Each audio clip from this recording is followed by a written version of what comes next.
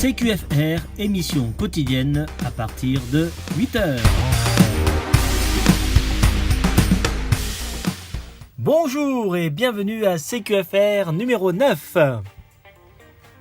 Aujourd'hui, je vais vous parler du futur bâtiment Omega qui prendra place au carrefour sur l'avenue de la Résistance au Champ-le-Bœuf.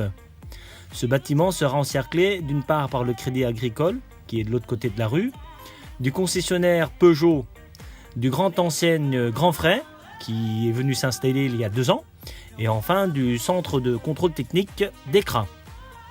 Alors, sur l'ancienne institution Saint-Joseph, donc d'une surface de 4,5 hectares, il est normalement prévu un total de 15 000 m² de bureaux, 18 000 m² de logements, avec des commerces en rez-de-chaussée, ainsi qu'une résidence senior.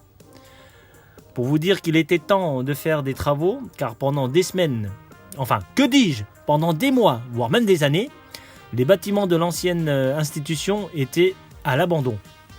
Oui, il y avait des squatteurs, des immigrés, qui vivaient même à l'intérieur, et parfois, certains bâtiments servaient même à l'entraînement des pompiers.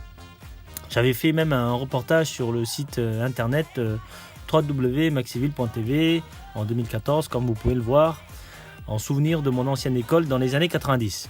Tout ça pour vous dire que je ne suis plus très jeune. D'ailleurs, je vous invite à visiter le site. Enfin, revenons à nos moutons.